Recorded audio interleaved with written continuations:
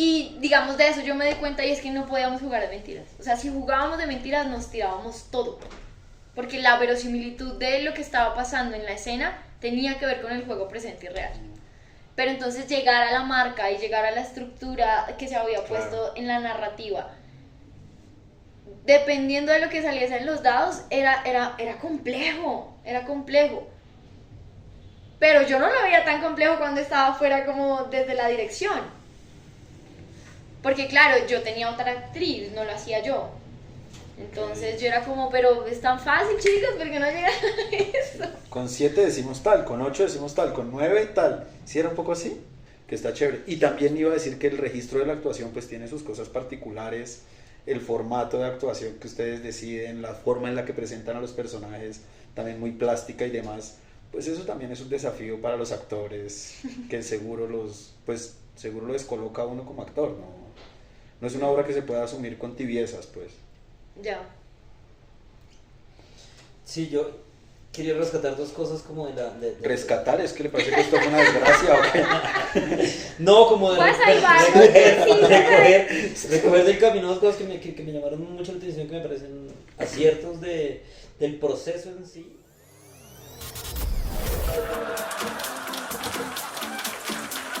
El Club del Drama Rostizado.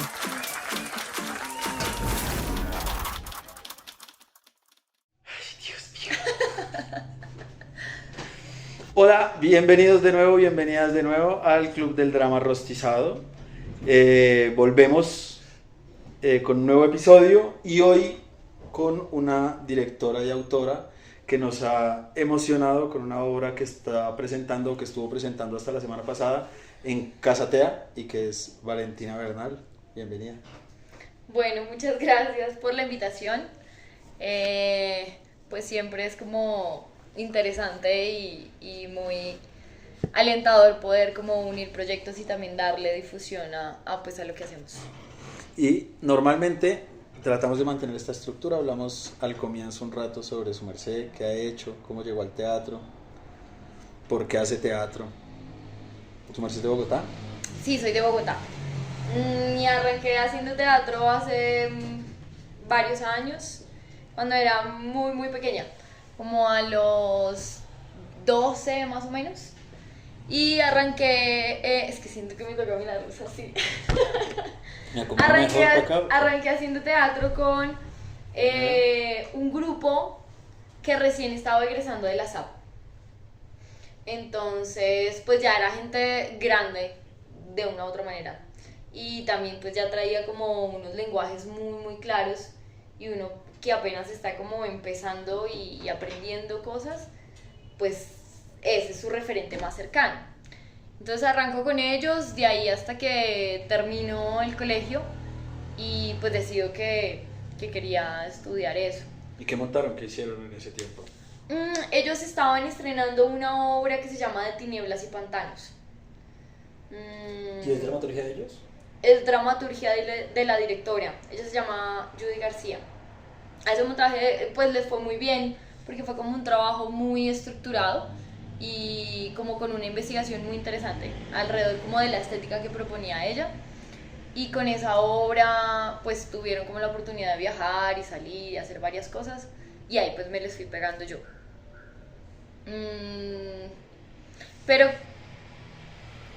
al ser como un grupo ya, bueno, al tener ellos ya como una escuela tan clara y tan concisa, yo salí pensando en que el teatro se hacía de una manera y como con una escuela muy conservadora, con una escuela muy purista, como de esta manera se hace el teatro. Entro yo a la SAP, curso un semestre y luego pues debo salir, como por las dinámicas de poder estudiar o trabajar y demás. Salgo de la SAP y tengo que entrar ahí ya como en unas preguntas de ahora dónde estudio y qué estudio. Y veo la pedagógica como una opción, pero como una opción compleja. Claro, porque uno cuando viene de pronto de unas corrientes como tan rudas, piensa que de pronto el dedicarse a la docencia es el fracaso del no poder ser artista. Entonces yo salí como con esa como con esa idea. Entonces yo decía, no, ser profe es como, es no haber podido hacer lo que yo quise. Además que en ese, pues todavía yo creo igual, hay como una competencia y una reputación muy compleja entre las universidades. Entonces si sales de esta universidad no eres tan bueno, o si sales de esta sí, o si te dio clase tal persona sí, y creo que eso pasaba, o pues pasa también mucho aún con la pedagógica. Entonces para mí era como muy complejo decidir estudiar allá. Pero bueno, al final entro a la pedagógica, a regañadientes, y en mi segundo semestre entré en crisis. Pues porque era una escuela completamente distinta, con otros focos, incluso también los maestros, aunque eran los mismos casi, tenían otros lugares completamente distintos. Y ver que entraba gente que de pronto no había hecho teatro antes o que estaban aprendiendo, que justamente pues la academia es para eso, para aprender. Para mí era muy conflictivo como el no poder estar con personas que en ese entonces yo decía no están a un nivel del cual yo pensaba que sí estaba. Entonces en segundo semestre dije no más, me salgo de aquí, no puedo más. Porque claro, eran discusiones como por qué no traen ropa de trabajo, o por qué no ensayan, o por qué se acomodan cosas en la escena, o sea, cosas que yo decía, esto no tiene sentido.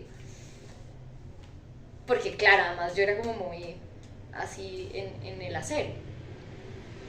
Entonces, pues nada, en segundo semestre digo como no puedo más, me voy. Y justo en ese momento se me cruzaba un trabajo, me llamaban a ser profe.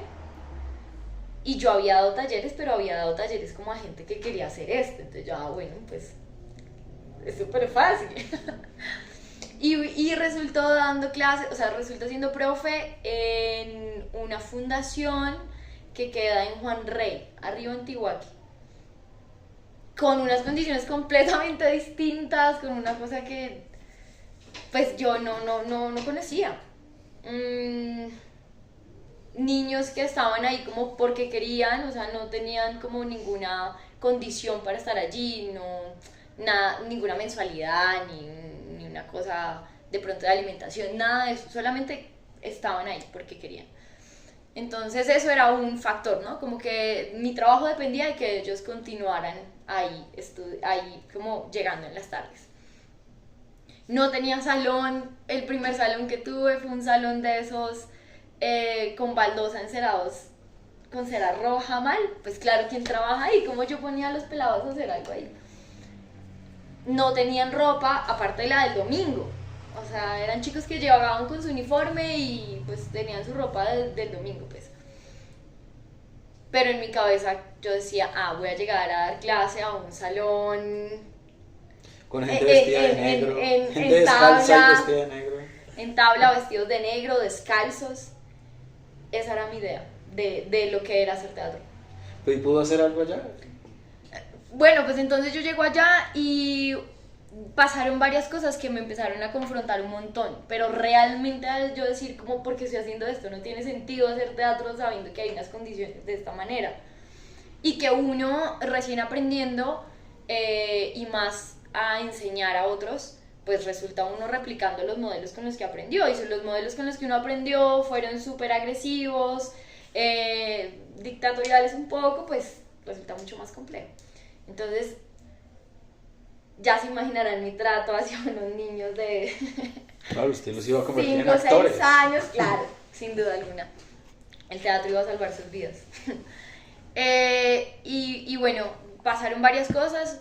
En una de esas un detonante así como en una clase y yo dije, no, yo ya no, o sea, estoy haciendo algo mal, eso no tiene mucho sentido. Y ahí me empiezo a replantear como muchas cosas del oficio, muchas cosas de mi lugar como artista o creadora o profesora, lo que sea que fuera a ser. Y terminó trabajando ahí toda mi carrera, 4 años. Pero volvió a la carrera, pues. No, nunca me salí. O sea, no me salí por todo lo que pasó allá. Entonces lo que hice fue como ir aplicando todo lo que aprendí en la universidad allá Y Qué chimba, como y- tener un laboratorio de experimentación, Algo mientras va así. aprendiendo aquí, va mirando qué funciona acá. yo siempre digo que ese lugar hizo la profe que soy hoy, Claro. sin duda. Y como eran niños también de diferentes edades, entonces también era sortearse en un montón de factores y un montón de, pues, de variables que uno no sabía cómo iban a resultar. Pero sí, fue muy lindo como poder en ese momento haber hecho ese clic, porque si eso no hubiese sucedido, yo me hubiese salido de la universidad, hubiese vuelto a la SAP y sería otra persona seguramente. Pero bueno, hice como ese enlace y ya, bueno, terminó mi carrera trabajando allí y ahí hice un poco las paces con la academia, con la universidad. Porque entendí que si bien había unos vacíos y que la universidad no me iba a dar como una línea disciplinar específica que yo buscaba, pues la buscaba por fuera y ya está. Entonces, empecé así, como a manejar espacios independientes en donde por fuera hacía un montón de talleres, por fuera me formaba de una manera y pues en la universidad trataba de hacer lo que tenía que hacer y pues camellaba al otro lado y ya, y así. ¿Hicieron montajes en su carrera mientras estudió? Sí, sí, sí. Nosotros de montaje en quinto hicimos una obra que se llamó Somnio Ergo Sum. Sí, todo suena mejor en latino. Pero, sueño luego existe, una cosa así, ¿no? Hicimos ese montaje. ¿Quién dirigía? Ahí nos dirigió Sirley. Ya. ¿Hay un texto que se llama así, no? O sea, ¿eso es dramaturgia de alguien? De nosotros. Ya. Sí, la escribimos todos. Y el montaje era de una fábrica de sueños.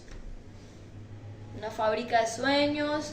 Es que ya no me acuerdo mucho. Era una fábrica de sueños y habían... Bueno, no me acuerdo mucho. Pero ese fue nuestro montaje. Porque además, nosotros cuando íbamos a circular nos cayó pandemia.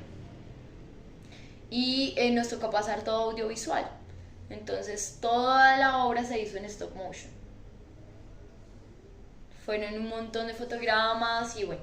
Y a partir de ese material audiovisual aparecían como las caritas de los compañeros arribita hablando y diciendo los textos mientras los muñequitos estaban siendo animados. ¿Qué y chimba? bueno. Sí, sí, Qué sí. lindo.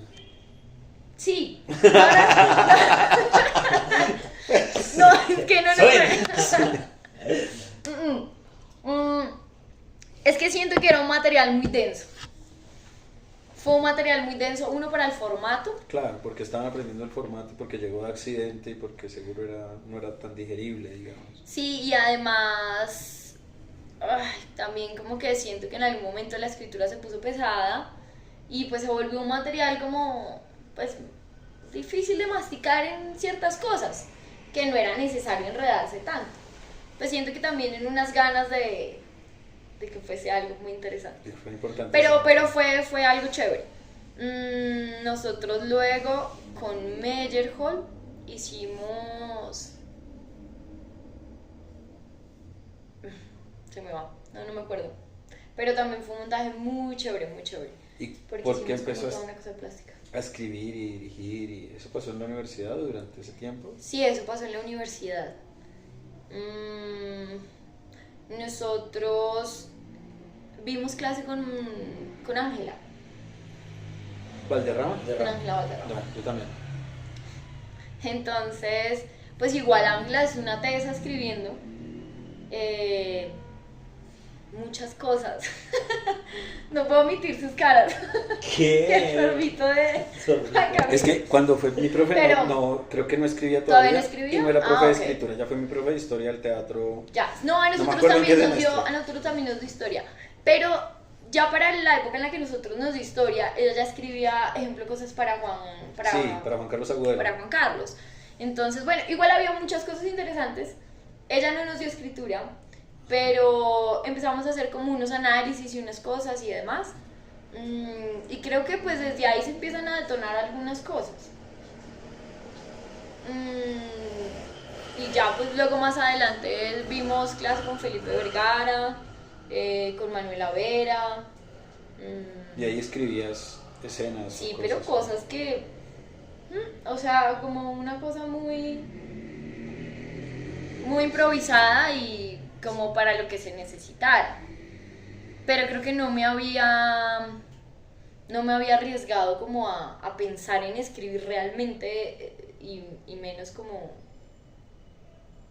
las estructuras dentro de la dramaturgia a su plenitud. Ya luego, bueno, yo salgo de la universidad, me gradúo y como en ese afán también de seguir una cosa muy disciplinar, empiezo a buscar como una maestría que pudiese darme como esa ruta. Y allí es donde encuentro la maestría en creación y dirección escénica con la Universidad del Valle. Y entro ahí pensando como en eso, en buscar como un lugar creativo muy concreto. Y antes de eso, pues igual había tenido como encuentros con Carolina Vivas, había participado en varias cosas de Punto Cadeneta Punto, pero una cosa muy tranquila. Y no es hasta que entro a la maestría que empiezo a pensar en la idea de escribir. Como realmente decir, bueno, ¿quién va a montar? Soy yo y no sé qué voy a montar. Porque además tenía que ser una obra inédita. Entonces yo soy súper inédita. pero yo no arranqué con esa obra. Cuando yo me gradué de la universidad, me gradué con un proyecto que se llamaba Microescenarios, Aulas y Teatros Portátiles. Esa fue su investigación. Y buscaba un poco como la idea de llevar un teatro en los bolsillos. Qué chimba. Yo trabajo con un grupo de títeres y tenemos un proyecto que se llama Escenario Titinerante. Y es bajo esa premisa, pues, y así vamos a diferentes lugares. Es una chimba. Y bueno, tenía ese proyecto y con ese proyecto llegó a la maestría. Sí, con ese proyecto llegué a la maestría, pero no... Claro, yo tenía una cosa, voy a poner ñoña, pero el objetivo de ese proyecto era proponer el microescenario como un dispositivo didáctico. En la maestría yo quería que ese dispositivo se volviese un dispositivo escénico. No, ya no con el fin de enseñar ni algo lúdico, sino que funcionara en la escena como tal, como el dispositivo práctico de este escenario que salía como de las manos y de los bolsillos.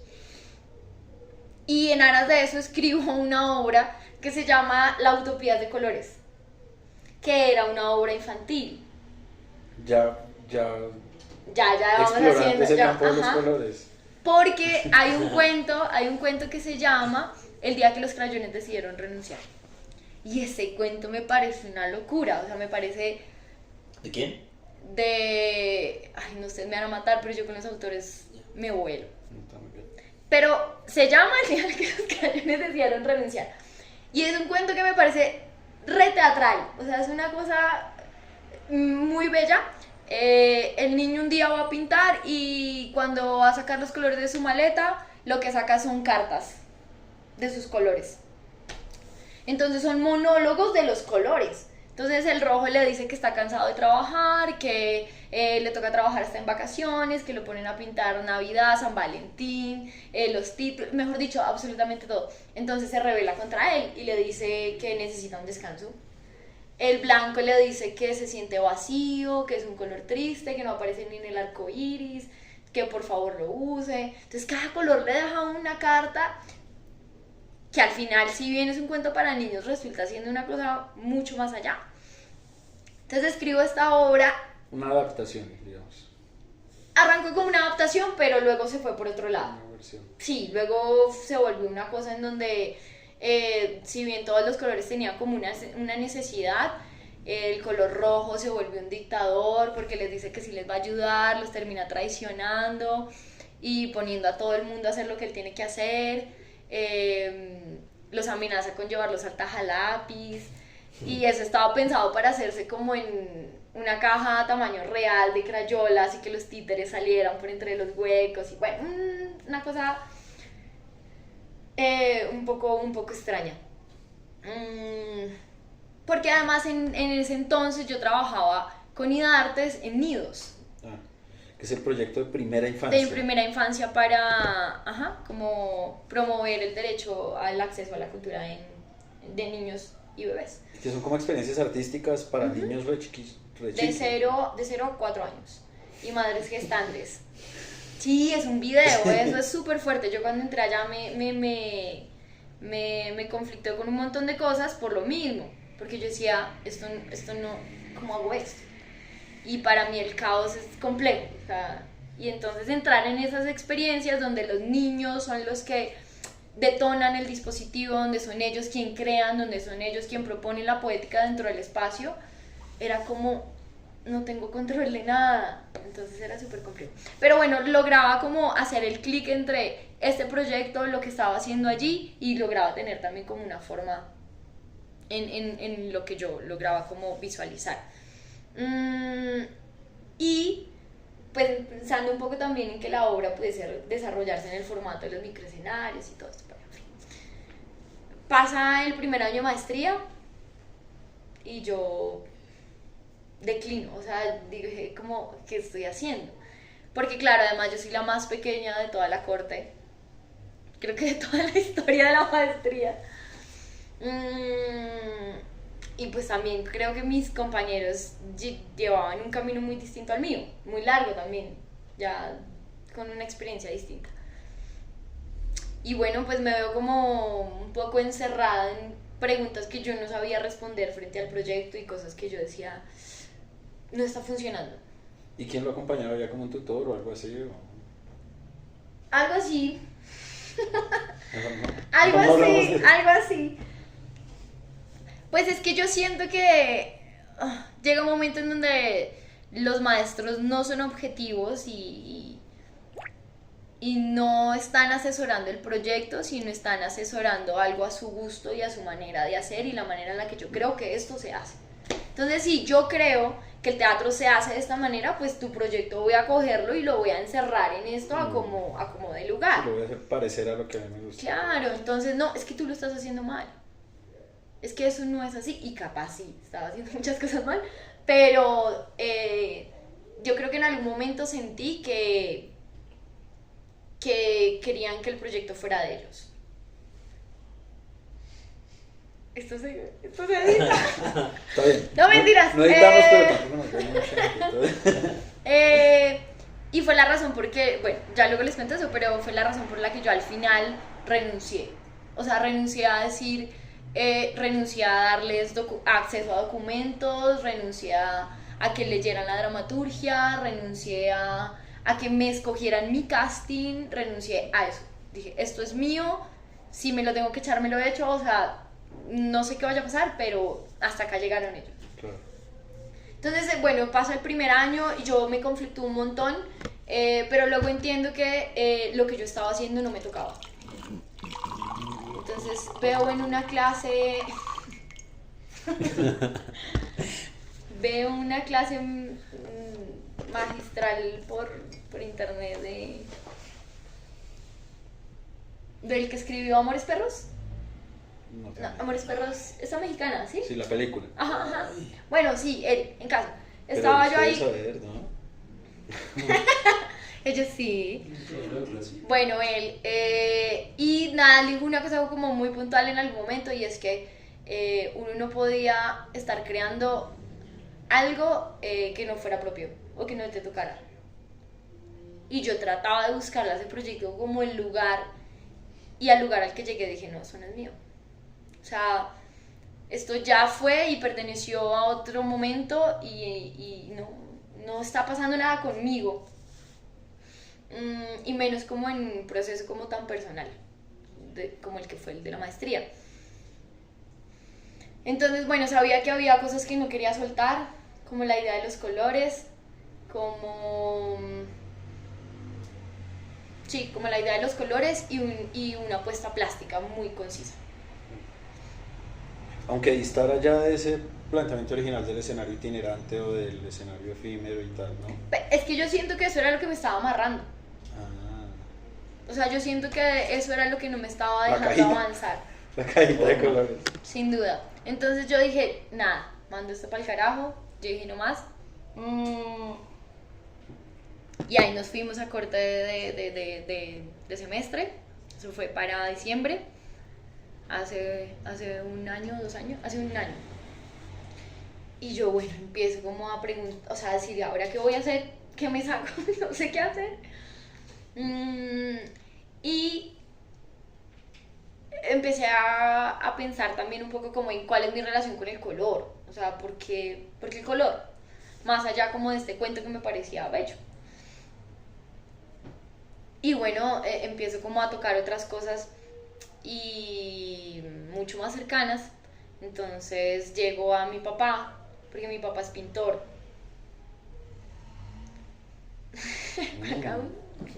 Interesante. Mi papá es pintor, mi papá es pintor y músico. Y yo dije, ya, acá fue, acá la tengo. Fue como una luz.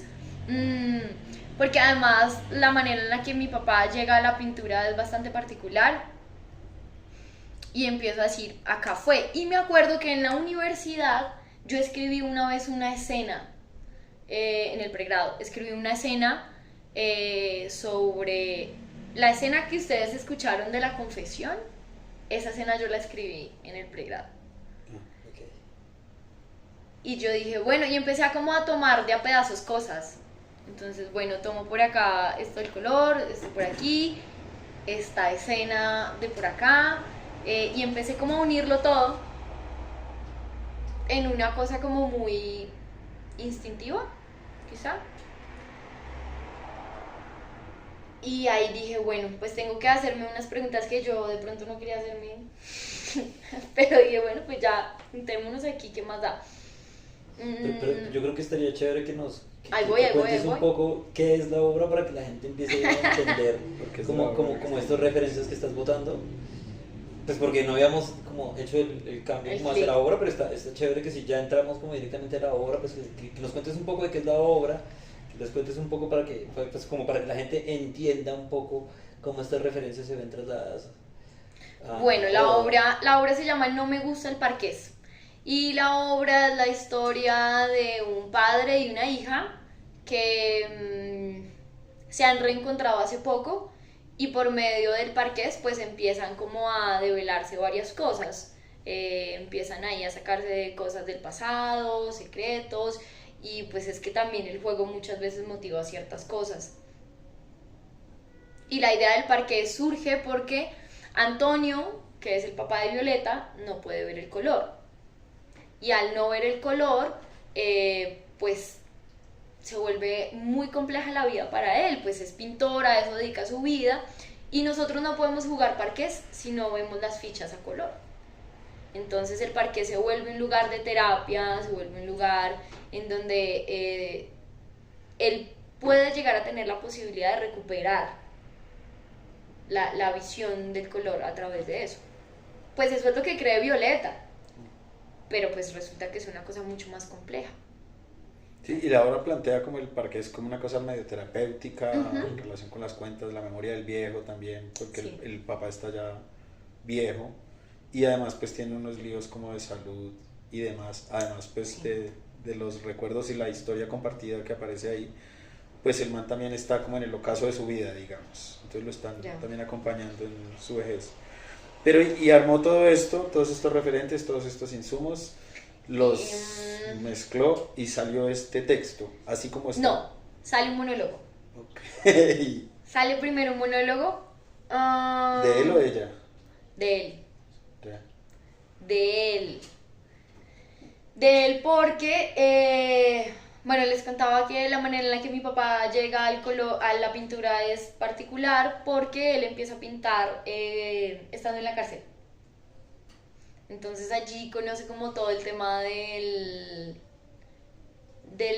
primero empieza a tallar cosas en madera y bueno, allá luego ya empieza como a pintar y de esa manera pues a ganarse dinero dentro de la cárcel. Entonces, eso yo no lo sabía. O sea, yo me enteré de que eso había llegado a su vida cuando yo le hice la entrevista para empezar a escribir el texto. Porque claro, cuando yo empecé a pegar los pedacitos, yo dije, el color, esto no sé qué, mi papá, pues ahí está la historia, un pintor que estaba en la cárcel. Y empiezo a hacerle la entrevista a él y pues también a preguntar muchas cosas como su relación con la pintura, su relación con el color, su relación con pues el arte en general, porque además estuvo en la cárcel muy joven, entró a la cárcel como a los 20 y salió como a los 25. Entonces pues claro, yo creo que igual es una edad como central para uno. Claro.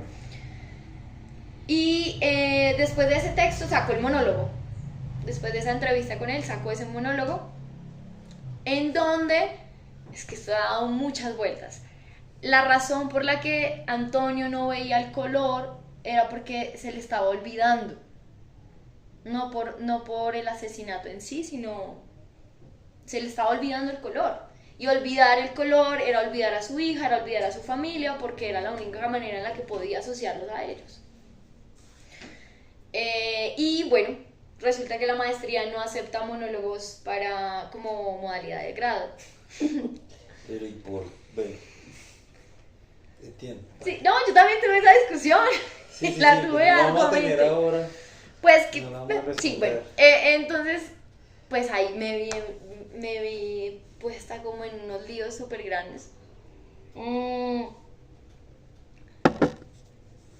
Entonces dije, bueno, ¿cómo pongo esta cosa en otro formato?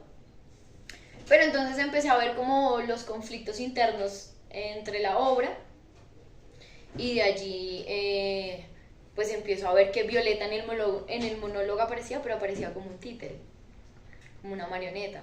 Ya, no, pues pongámosla en personaje, ya está. Y aparecen ahí otros personajes en medio que inicialmente era la mamá de Antonio, la hermana de él. Y a medida que fue pasando como el proceso y la creación, pues se fue transformando el texto, o sea, yo creo que hay como unas 20 versiones de ese texto. Pero para llegar a lo que hay hoy. Una vez que el texto fue monólogo, después lo pasó a diálogo. Pues. Uh-huh. Sí. Es un chiste muy malo. Sí. Y ahí entonces empieza a hacer pruebas con actores, o de puesta en escena, o qué más validación, digamos, le da al texto, o qué más vueltas le da al texto. Pues lo bueno fue que en la maestría fuimos probando cosas del texto. De poner ya en escena. Entonces, ejemplo, vamos a probar hoy su primera escena del texto. Vamos hoy a probar su escena final. Vamos hoy a probar su suceso principal. Y ahí vamos también depurando cosas. Pero pues estos ejercicios eran con los mismos compañeros de la maestría. Prestaditos, pues. Y se cuadraban ahí mismo. Entonces no era una cosa como tan pensada ni tan elaborada. Pero digamos el parqués fue una cosa que salió en una de esas improvisaciones. Porque el dispositivo en ese momento fue que puse una tablet del parqués, pero ese fue porque como ese día no traje el parqués, pongámoslo en una tablet. Y en unas bolitas de plastilina hicimos las fichitas. Resulta que cuando apagamos la luz no se veía el color de la plastilina por la luz de la pantalla hacia abajo. Entonces hicimos todo el ejercicio y al final del ejercicio se prendía la luz y la gente lograba ver el color de las fichas. Y ahí también entendí como ese lugar de perspectiva que quería darle yo a la obra, y es que el público viese el escenario como lo ve Antonio. Por eso el blanco. Pues por eso toda la puesta de la obra es como en blanco, en un inicio. Y también hubo un maestro que yo creo que nos ayudó muchísimo a todos. Lástima que hubiese llegado al final. Él se llama Alberto Villarreal y es un autor mexicano, pero ese señor hace unas lecturas muy interesantes de los textos. Muy interesantes y muy acertadas. Desde un lugar también como muy, no solamente teatral, sino también haciendo relación con demás materiales, con demás obras, desde un lugar muy psicológico, desde la filosofía, desde lo social. Entonces creo que nos dio a todos unos visos muy interesantes, pero ya estábamos también muy sobre el tiempo. Entonces todo fue como muy a las carreras, pero también nos sirvió mucho. Con él encuentro un referente que lo trabaja un autor japonés que se llama el modelo octagonal. Y el modelo octagonal es un sistema bajo el cual funcionan los juegos de mesa.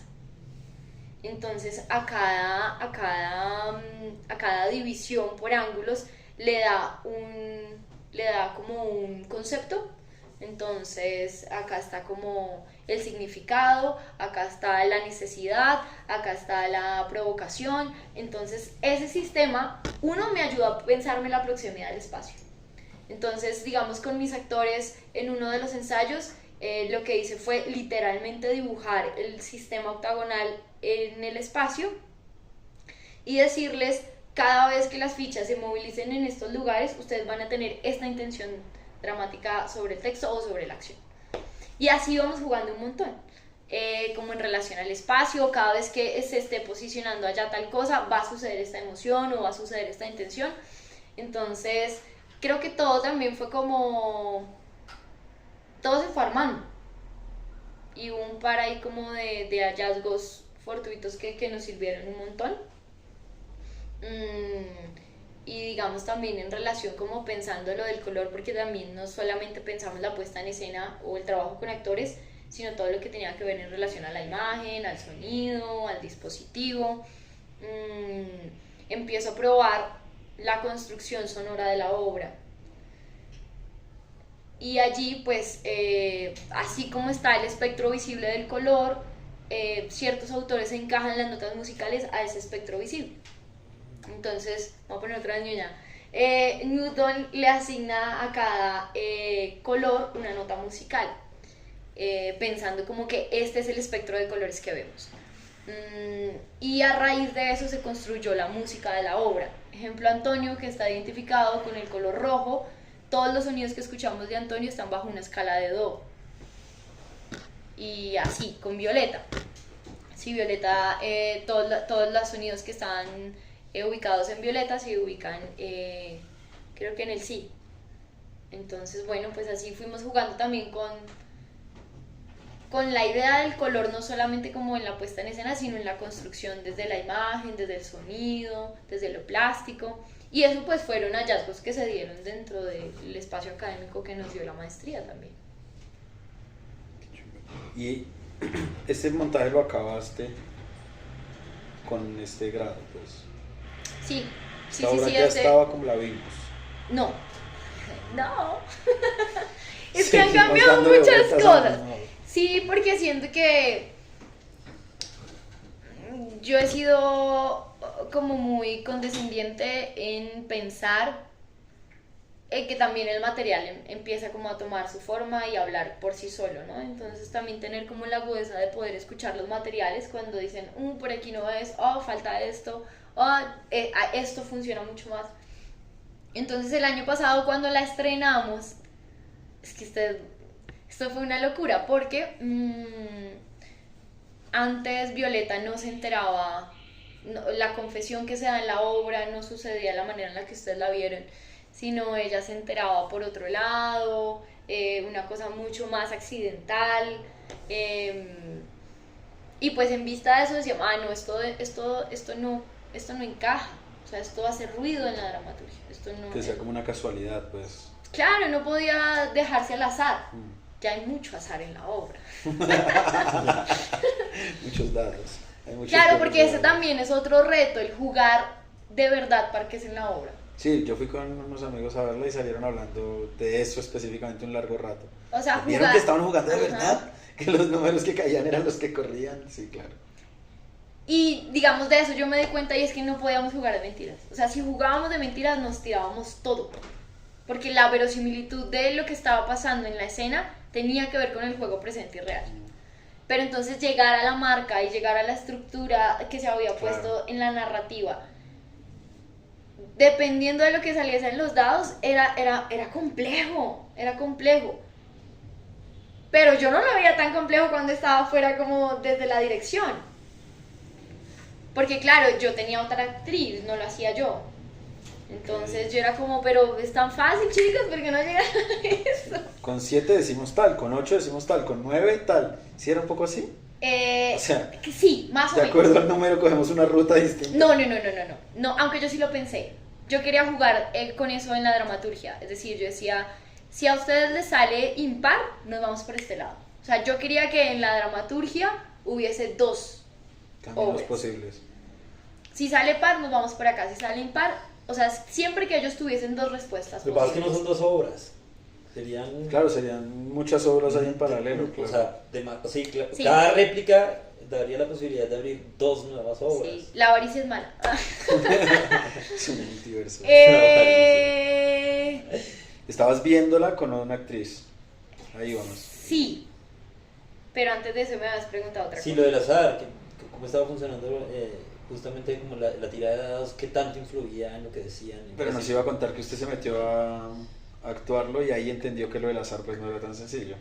Sí, bueno, no, resulta que, no, ya, esperen, yo sí me acuerdo dónde íbamos, y es que antes la obra no terminaba así, Sí, él no se enteraba de esa manera. él no se pues. enteraba de esa manera, incluso en la función que hicimos en diciembre yo me arriesgué a que la parte final de la obra, como todo es en blanco, al final las fichas sí aparecieran en color. Cuando ya le preguntaba de qué color es esto, si fuese la ficha a color. Y pues bueno, eso fue prueba, error, esto funciona, esto no funciona, esto sí va, esto no va. Pero yo también debo decir que tuve unos actores muy generosos que siempre estuvieron como muy prestos a, bueno, pues vamos a probar, porque igual, creo que era, ellos me decían, es que es difícil, vale, como siento que estamos improvisando. Y yo, no es improvisar, es que tienen que como dar la marca, jueguen con eso. Y bueno, a medida que fuimos haciendo y que estrenamos el año pasado y luego que hicimos la función en diciembre, yo ahí en diciembre salí con un sinsabor muy grande de esa función. O sea, yo ese día dije, no, hay cosas que no funcionan. Además que para esa función de diciembre, porque a mí no me evaluaron el estreno, porque se cruzaba con el FIAP. Entonces me tuvieron que evaluar, fue en diciembre. Y para diciembre me solicitaron hacer unos cambios. O sea, me dijeron, no, vale, tienes que hacer estos cambios. Entonces, bueno, yo hice caso. Pero claro, pasó un mes de haber estrenado, hacer los cambios y volver a ensayar para volver a montar en diciembre. Entonces, como que ellos decían, los actores me decían, es otra obra, vale, es otra obra. Y yo, no es otra, es la misma, ahí está. Y bueno, después de lo que pasó en diciembre, yo dije, no, hay que ajustar esto no va, esto sí va. Y me puse a analizar como varias cosas dentro de la dramaturgia y pues a meterle mano otra vez. A ver qué va, qué no va, qué hacía ruido, qué no. Y yo sé que Moisés tiene sus prevenciones, pero a nosotros nos sirvió mucho en algún momento aplicarle el análisis tonal al texto. ¿El análisis qué? El análisis tonal al De texto. Tavira. Ya. Porque lo que hicimos fue desglosar por categorías y eso nos empezó a dar también como visos de hacia dónde ir. Entonces, por ejemplo, categorías por Antonio, cuáles son los sonidos, cuáles son las cosas sonoras que se relacionaban en la obra con Antonio, y de ahí empezamos también a construir la música, qué elementos aparecían y eran indispensables para la puesta en escena. Entonces también como que eso nos ayudó mucho, y en especial cuando yo vuelvo a revisar ese análisis y vuelvo a ver como cosas de los ensayos, digo, no es que esté todo mal, es que ahí está la estructura, solamente que ha ido poco a poco armándose a pedazos. Entonces por eso digo que también escuchar el material, y más cuando uno está ahí como simplemente creando y poniéndose a disposición de algo que pues se va dando. Y pues se hacen esos cambios y luego vamos a la función con la que arrancamos este año, que fue en Sopó, y ya y todo fue como haciéndose más suavecito, como que decíamos, mira, se siente más generoso, se siente más encerrado todo, como que las piezas logran encajar un poquito más. Y Y ya los ensayos pues nos detonaban otras preguntas distintas a las del inicio, ya no era de pronto cuál es el conflicto entre Antonio y Violeta, sino ahora qué pasa con ellos, cuáles son como otras cosas, ¿sí? Otras preguntas que igual también van surgiendo a medida que los materiales van madurando. Y bueno, pues llegamos a esta estructura final en donde ya no hay factores externos, ya no hay tantos factores externos y donde ya tampoco ciertas decisiones importantes están puestas ahí como al azar y a la vida y a las sorpresas que puedan darle a ellos, sino todo se va construyendo a partir de lo que sucede entre ellos dos. Sí, como con el sartén por el mango, pues, de parte suya. Sí, y bueno, sí, sin duda, yo creo que algo que nos parece siempre como muy importante mencionar dentro de todo lo que toma la obra es el riesgo por el azar. Como el juego presenta en los dados y empezar a jugar ahí con eso. Pero entonces los juegos siempre tienen una cosa y es que lo emocionan a uno de manera inconsciente, ¿no? Y el estar ahí como peleando contra el otro de ganar y demás. Entonces uno entraba como en la atmósfera del juego y luego decía cuál era la marca, en dónde iba, qué seguía. Entonces era complejo, pero es cosa de ensayar, de darle memoria a eso, porque digamos cuando él dice 70 veces 7, en el texto está saca 7, y es la razón por la que le dice 70 veces 7, pero entonces había funciones en las que nos salía los pares y las marcas como debían ser, que también daba a veces un poco de susto, ¿no? Era claro. Como, ¿qué es esto? Pero cuando no llegamos a eso, simplemente era una cosa de, si hubiera sacado 7, la mataba. 70 veces 7. O digamos, yo tenía que decir par y no sacaba par. Pero también entendimos que la vida de la obra también está en eso, en el juego que surge y también el dinamismo que le da el juego a la obra, como esta cosa de, se va para la cárcel, otra vez par, no sé qué. Pero nos empezó a pasar una cosa, o bueno, por lo menos a mí ya cuando lo estaba haciendo yo, y es que yo ya no sabía cuáles fichas eran las mías. Era difícil, o sea, tener ahí como la memoria visual de decir, esta ficha sí era la mía. Entonces era un enredo, era estar pensando en las fichas, pensar en los dados, en la marca, en el texto, a dónde tengo que llegar, en la emoción. Pero entonces en un momento tocó tomar una decisión y es decir, o peleamos contra esto o simplemente nos dejamos contagiar de la emoción del juego y de lo que está pasando ahí, y desde allí llegamos a lo que tenemos que llegar, porque si no va a ser muy complejo. Porque digamos, una de las cosas que me decía David es, vale, a mí me cuesta un montón llegar, como que yo no logro llegar a esa emoción del final para la confesión y demás. Entonces yo le decía que tenía que ver un poco con eso, con estar peleando con la marca, con lo que tenía que sacar y no sacó, además que Kate y David son dos cosas completamente distintas. Kate es la actriz de la obra, solamente que ya ahorita está en Brasil haciendo una residencia, y por eso pues no nos acompañó ahorita, pero vienen de escuelas además muy distintas. Kate es de la SAP y pues David de la pedagógica, y además se ha formado con su grupo de una manera muy específica y un trabajo muy distinto. Entonces era como estar trabajando con dos cosas completamente opuestas, y eso también era muy difícil.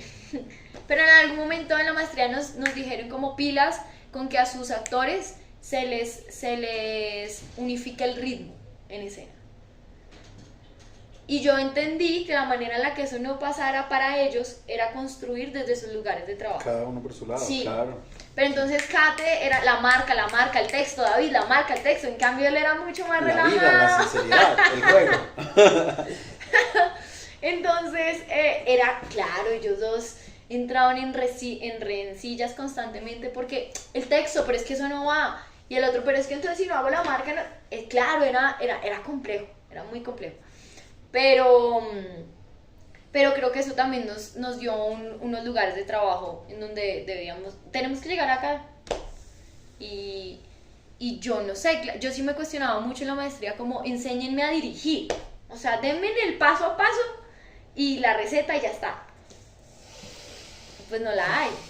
No la hay, o sea, no hay una manera en la Pues que... uno construye una para cada proceso que uno desarrolla. Sí. Como que, Además, como que sí hay, pero como que uno la construye, pero es para cada proceso. ¿no? Sí.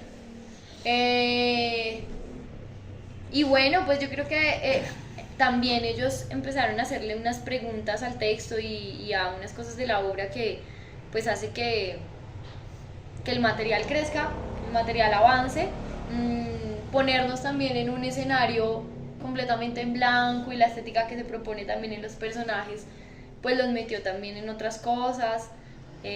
Igual creo que pues seguimos construyendo y seguimos como pillándonos cosas, digamos en esta temporada nos dimos cuenta de unos puntos como interesantes en relación a mí siempre me lo han dicho,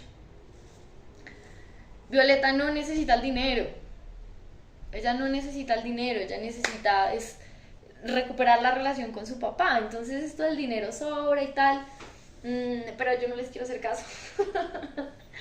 Claro. No, y pero para, entonces para también uno como personaje, tomar ya esas decisiones como decir, puede que sí, no sea tan verosímil o puede que no sea esto, pero ya me paro desde aquí y empezar también como a ver el material desde ese lugar, pues también da como esa idea de bueno, pues ya también estamos en otro momento y ya también el material va avanzando y vamos también pues haciendo otras cosas. Pues bien, y en la puesta en escena pues se notan muchos gestos de ese tipo, como que usted ya los ha mencionado, pero pues decisiones radicales, interesantes, profundas, digamos nada tibias, como eso del espacio, como el manejo de la luz, como la idea de hablar del color sin echar mano del color, sino renunciando radicalmente a él, que es una cosa pues muy bella, y en el lenguaje también como darse la pela por construir todas las metáforas en torno al color por medio de la palabra, pues también es una decisión radical, potente, chévere, creativa pues y creadora. Y el sonido, chévere que haya contado eso de la música, porque el sonido también me pareció potente y potente en esos términos, como radical, como un golpe sobre la mesa, pues como que se note que estamos haciendo una apuesta creativa para interpretar eso mismo que está pasando allá, no para adornarlo ni para acompañarlo, sino como para ser parte de eso. Eso pues también se siente y me parece que está chévere, y que además está chévere que usted lo mencione así, como la obra está en un momento en el que pues sí, podríamos quitar una cosa o meter otra, o cambiar de camino o encontrar nuevas cosas, pero ya estamos decidiendo lo que queremos y ya como que lo que la misma obra pide, que está chévere. Y también iba a decir que el registro de la actuación pues tiene sus cosas particulares, el formato de actuación que ustedes deciden, la forma en la que presentan a los personajes, también muy plástica y demás, pues eso también es un desafío para los actores, que seguro lo descoloca a uno como actor, no es una obra que se pueda asumir con tibiezas, pues. Ya. Sí, yo quería rescatar dos cosas como ¿Rescatar? ¿Es que le parece que esto es una desgracia o qué? No, como de Vas ahí, vas, recoger del camino dos cosas que me llamaron mucho la atención, que me parecen aciertos del proceso en sí, que finalmente le dan como un lugar muy positivo a la obra. Uno tiene que ver como con entender la sabiduría del escenario en sí, o sea, permitir que finalmente sea el escenario quien termine de encajar algunas piezas.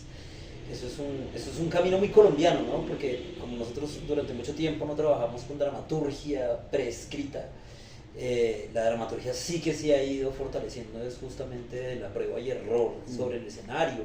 Y creo que esta obra permite como que ese ejercicio se mantenga, a pesar de que haya todavía, o de que estemos entrando en una época donde haya más dramaturgos de escritorio. Y la otra tiene que ver con que, a pesar de que el azar no esté jugando pues ya como una incidencia tan profunda como en lo estructural, sí que mantiene un estado de alerta en el actor que permite que uno sienta que están todo el tiempo vivos en escena, porque a veces la marca hace justamente lo contrario, es decir, cuando todo es como tan rígido, cuando se sabe que hay que poner la mano aquí, decir el texto aquí, mirar para allá, no sé qué, eso a veces después de un tiempo puede hacer que el actor deje un poco como de jugar el juego de la interpretación, pero digamos que ese tipo como de azares permiten justamente lo contrario, como mantenerlos, como llevarlos a que se mantengan permanentemente pues eso me parece que es un gran acierto. A mí también me parece que la obra tiene unos pasajes muy lindos a nivel como de lo literario, que me parece además que encuentran autores que están por encima de los, digamos, como llegando a los 40 o incluso 40 y tantos, que la generación que está escribiendo ahora, que es más joven, tiende mucho más al realismo. Entonces también eso es una apuesta que es muy bella sobre la mesa, porque es, hace poquito estaba en una charla de Josep María Miró y él decía como, es que hay autores que están investigando la lengua, ¿sí? Ya no es solamente el escenario, investigar la lengua tiene unas propiedades concretas, tiene como, es una apuesta concreta que exige del actor que tiene que pararse desde otros lugares para poder hacer que eso en el escenario tenga sentido, pero no se trata necesariamente de coger el camino fácil y de cambiarlo para que me suene más cómodo a mi lugar propio de contexto del actor, sino entre repetir tanto que en verdad eso que parece literario tenga de alguna manera una posibilidad como palabra hablada, y eso me parece que es una apuesta que cuando yo vi la obra dije como esto es rebelde de alguna manera, pero rebelde además con unas apuestas, ¿cómo decirlo? Como muy al lugar y como muy que responden también como a unas tendencias que están pasando en este momento, que me parece que es muy atractivo también. Eso me gustó un montón. Sí, es una obra oportuna, pertinente, y yo con esto no digo nada más, pero hay algo que a mí me incomodó de la obra, ¿sabes? A ver. Entiendo la necesidad de aprender del público y de ir ajustando la obra y demás, pero el foro al final no es incómodo, man. O sea, es que esas obras en serio que se acaban y prenden la luz y le dicen a uno, ahora hablen ustedes. Digan ustedes que uy, marica, de veras siempre me da una cosa como de pura incomodidad, como que... Bueno, en esto yo le voy a echar la culpa a David. Pero es porque hace poco en algún momento hablábamos con Moisés como de esas obras en las que se acaba y el público no aplaude, queda como y ahí como un suspenso todo. Extraño al final, sí. A nosotros nos ha pasado en todas las funciones, que es como, a excepción del jueves que nos prendieron la luz súper rápido, pero siempre queda como esa cosa de... Y yo les decía, ya no hablemos, o sea, no preguntemos nada, simplemente chao para su casa. Pero algo que no he mencionado es que los músicos son terapeutas, los que nos ayudan con todo el diseño sonoro. ¿Son sus terapeutas? No. Son los terapeutas de los actores. Entonces ellos se encargan como toda esta cosa de la salud mental y pues bueno, le dan como muy duro a eso. Y pues David también tenía como esta sensación de querer hablar. Entonces yo en momentos le decía, no hablemos. Pero él decía, sí, pues bueno, igual yo creo que puede que sea innecesario, pero también puede que no. Hay funciones en las que nos ha pasado, por lo menos en el estreno el año pasado nos pasó que era todo lo contrario, como que nos volcábamos a preguntar y como que la gente simplemente se dejaba ir en sus comentarios y como en preguntas en relación a la obra, que nos pasó ejemplo también el día viernes. Como que empezamos justo a conversar, que no vimos ninguno de los dos, pero empezamos a preguntar un montón de cosas. Súper oportuno. No, yo lo entiendo, yo he trabajado en obras en las que eso es... Pero sí, como que hay momentos en los que yo les decía, pues de pronto no es necesario, pero también si ellos como equipo quieren pues enfrentarse a eso, no le veo ningún lío. Igual estamos ahí también para eso, como salen media hora a pararse a hablar de la obra y de lo que pasó y de lo que no les gustó, de lo que les gustó, pues hagámoslo pues también acá también entre todos, no hay ningún lío. Como también cuando no se quiere decir nada, bueno, pues igual, muchas gracias y ya, pues no pasa nada. Pero a ellos sí les parecía como interesante discutir, escuchar cosas que decía la gente, y bueno, pues yo también aprecio como mucho que pues que el equipo también se tome esas vocerías y si lo necesitan, pues maravilloso. Bueno, pues esperamos que la obra vuelva pronto, porque en realidad me parece que es una obra que merece la pena que tenga como más interlocución con el público bogotano. Bueno, y no solo bogotano, espero que pueda tener recirculación más allá de Bogotá.